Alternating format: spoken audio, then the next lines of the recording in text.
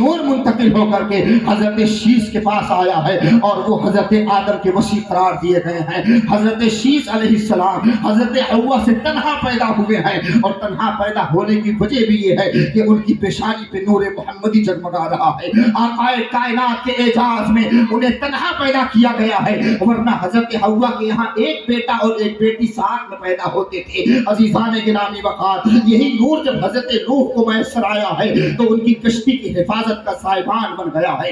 یہی نور حضرت ابراہیم خلیل اللہ کو میسر آیا ہے۔ نار نمرود یوں ہی ابراہیم پر گلزار نہیں ہوئی ہے، یہ اس نور کی چمک تھی جس نور کی چمک کی بنیاد پر نار نمرود کو حضرت ابراہیم پر گلزار بنا دیا گیا ہے۔ آپ کا کیا خیال ہے؟ حضرت اسماعیل کو چھری کے نیچے تحفظ دیا گیا ہے، اس تحفظ کے پیچھے بھی نور محمدی کی چمک موجود ہے۔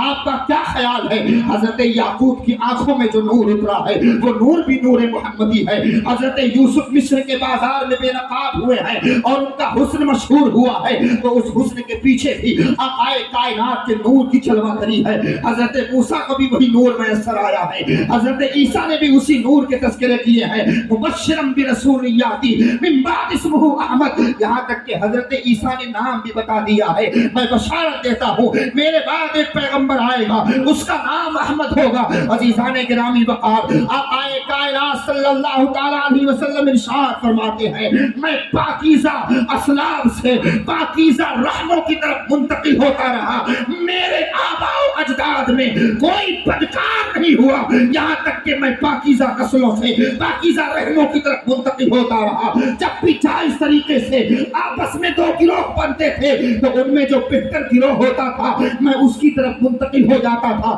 عزیزان گرامی وقار، آقا کائنات صلی اللہ تعالیٰ علیہ وسلم اس طرح اپنے نور کا سفر جاری رکھتے ہیں اور اپنے نور کے سفر کی آپ خود اپنے نور کے سفر کا بیان فرماتے ہیں، اور آقا کائنات صلی اللہ تعالیٰ علیہ وسلم نور ہونے کے باوجود نور کی دعا کرتے ہیں۔ حدیث پاک کے الفاظ ہیں، مفہوم عرض کر کے آگے بڑھوں، آقا کائنات صلی اللہ تعالیٰ علیہ وسلم دعا کر رہے ہیں یا اللہ میرے دل کو نور کر دے، یا اللہ میری آنکھوں میں نور بھر دے، یا اللہ میرے کانوں میں نور بھر دے، اے اللہ میرے دائیں نور پیدا فرما، میرے بائیں نور پیدا فرما، میرے آگے نور پیدا فرما، میرے پیچھے نور پیدا فرما، میرے اوپر نور پیدا فرما، میرے نیچے نور پیدا فرما۔ عزیزان ملت اسلامیہ، نور کی بات چلی ہے تو امام کا شعر یاد آ رہا ہے، تیری نسل پاک میں ہے بچہ بچہ نور کا، تو ہے عین نور تیرا سب گھرانا۔ نور مشیت خداوندی کے مطابق سفر کرتا رہا، اللہ نے پیدا سب سے پہلے کیا مگر مبعوث سب سے بعد میں فرمایا، اس لیے کہ آقائے کائنات کی تشریف آوری سے پہلے تمام نبیوں کو نبی پاک صلی اللہ تعالیٰ علیہ وسلم کی خوشخبریاں سنانے کے لیے بھیجتا رہا، اور پھر حضرت آدم سے لے کر حضرت عیسیٰ علیہ نبینا علیہ الصلاۃ والتسلیم تک تمام نبیوں نے اس رسول کے گن گائے، اس رسول ہاشمی کی آمد کا تذکرہ کیا، اس نبی محتشم کے آنے کا ڈنکا بجایا، اور پھر جناب عیسیٰ علیہ السلام کے دنیا سے تشریف لے جانے کے بعد 570 سال کا زمانہ گزرا جس میں کوئی نبی نہیں آیا، جس میں کوئی رسول نہیں آیا، تاریکی بڑھتی گئی، اندھیرا بڑھتا گیا، ظلم بڑھتا گیا، اس لیے کہ روشنی ایک ایسی آنے والی ہے جو تمام ظلم کو مٹا دے گی، جو تمام اندھیروں کو دور کرے گی۔ آقا کائنات کی تشریف آوری سے پہلے ذرا ایک منظر ملاحظہ کیجئے، دنیا کا حال کیا تھا، دنیا کا دستور کیا تھا۔ جناب عیسیٰ کی تعلیمات کو بھلا دیا گیا تھا، حضرت موسیٰ کے فرامین پر عمل کرنا لوگوں نے چھوڑ دیا تھا، جناب موسیٰ کی کتاب پر تحریف کر ڈالی گئی تھی، حضرت عیسیٰ کی کتاب کو مٹانے کی کوشش کر دی گئی تھی، اور حضرت عیسیٰ کی کتاب میں بھی خلط ملط کر دیا گیا تھا۔ نہ جناب موسیٰ کی تعلیمات مکمل طور پر موجود تھی، نہ حضرت عیسیٰ کی تعلیمات مکمل طور پہ موجود تھی، حضرت عیسیٰ کی تعلیم میں بھی تحریف کر دی گئی تھی، حضرت موسیٰ کی تعلیم میں بھی تحریف کر دی گئی تھی، چاروں طرف ظلم کا بول بالا تھا، ظلم کا دبدبہ दबदबा था, कुफ्र का बोलबाला था। कुफ्र ने अपने पर फैला रखे थे, अंधेरा ही अंधेरा था, तारीकी ही तारीकी थी। आप अंदाजा लगाएं, आक़ाए कायनात सल्लल्लाहु तआला अलैहि वसल्लम की तशरीफ आवरी से पहले अगर आप दुनिया का जायजा लें तो आपको पता चलेगा दो बड़ी ताकतें दुनिया में राज कर रही थी। एक को रोम कहा जा रहा था, एक को ईरान कहा जा रहा था। ईरान के पास भी कोई तमद्दुन नहीं था, ईरान के पास भी कोई तहजीब नहीं थी, रूम के पास भी कोई अखलाक नहीं था। आप अंदाजा लगाएं, और अगर आप दुनिया की हिस्ट्री पर एक नजर डालें तो आपको पता चलेगा कि फ्रांस का अजीब हाल था, यूनान का अजीब हाल था, मिस्र का अजीब हाल था, अरब का अजीब हाल था, हिंद का अजीब हाल था। आओ एक झलक दिखाऊं और आक़ाए कायनात की पैदाइश पर मैं गुफ्तगू करूं। नबी पाक सल्लल्लाहु तआला अलैहि वसल्लम की पैदाइश से पहले ईरान का हाल क्या था? अगरचे वो अपने को एक ताकत समझता था, अपने को एक सुपर पावर समझता था, मगर तहजीब नाम की कोई चीज न थी, अखलाक नाम की कोई चीज न थी। 17 भाइयों को कत्ल करने के बाद एक बादशाह बनता था और अपने आप को वो आदिल कहलवाने लगता था। बादशाह अपनी ही बेटी के साथ शाबाशी करता था और उससे अपनी संतान हासिल करता था। अजीजाने गिरामी वक़ार, माँ नहीं थी, बेटी नहीं थी, बहन नहीं थी, भाई अपनी बहन का सौदा कर रहा था, बाप अपनी बेटी के साथ बिस्तर पर रातें गुजार रहा था। ये ईरान का हाल था।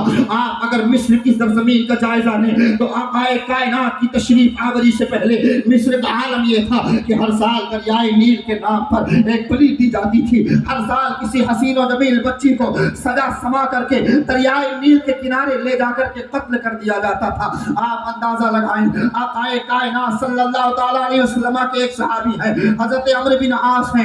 जब वो मिस्र की सरजमीन पे पहुंचे हैं तो देखा है कि मिस्र वालों ने एक लड़की को सजा संवार रखा है और बिल्कुल जुलूस की शक्ल में उसे कहीं लेकर के जा रहे हैं। पूछा कहाँ लेकर के जा रहे हो? कहा दरियाए नील का देवता हमसे नाराज हो गया है, इस बच्ची की बलि चढ़ाने जा रहे हैं, इसकी कुर्बानी देने जा रहे हैं। अज़ीज़ान मिल्लत इस्लामिया, मैं पूछना चाहता हूँ आक़ाए कायनात की तशरीफ आवरी से पहले न जाने कितनी बच्चियों को कुर्बान किया गया होगा, न जाने कितनी बच्चियों की बलि चढ़ाई गई होगी। आप फ्रांस की सरजमीन का जायजा लें और फ्रांस की तारीख पढ़ें तो आपको पता चलेगा रक्स बिस्मिल के नाम पर लोग मेला लगाते थे।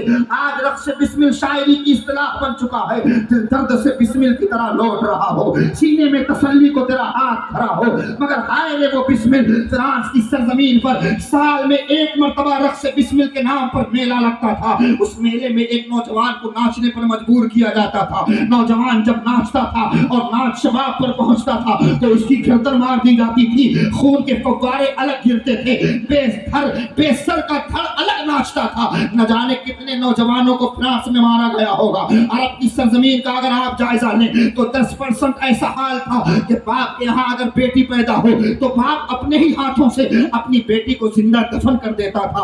आप जरा अंदाजा लगाएं, एक सहाबी रसूल है, बारगाह रिसालत में हाजिर है, ज़ारो कतार रो रहे हैं। आक़ाए कायनात ने पूछा रोने की वजह क्या है? वो अर्ज करते हैं या रसूल अल्लाह, मैंने अपने हाथों से न जाने कितनी बच्चियों को जिंदा दफन किया है। अल्लाह अकबर। नबी पाक सल्लल्लाहु अलैहि वसल्लम का चेहरा सुर्ख हो गया।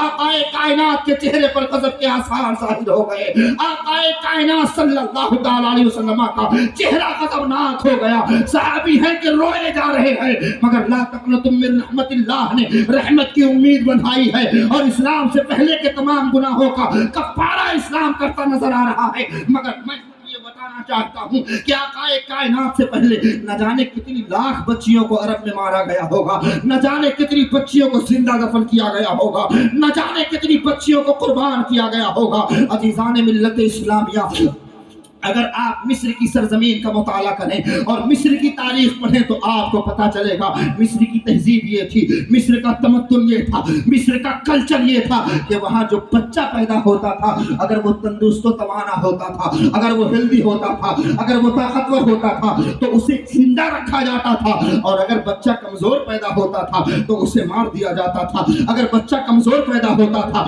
तो माँ खुद अपने बच्चे को यूनान की पहाड़ी पे लेकर के चढ़ती تھی اور یونان کی پہاڑی سے ایک ماں اپنے بچے کو پھینک دیتی تھی اور مسکراتے ہوئے واپس آتی تھی کہ آج میں نے ایک زندگی چھین لی ہے, آج میں نے ایک بیمار کو مار دیا ہے, آج میں نے ایک کمزور سے اس کی جینے کا سہارا چھین لیا ہے, آج میں نے ایک ضعیف سے اس کی سانسیں چھین لی ہے. عزیزان گرامی وقار, آپ اگر ہند کی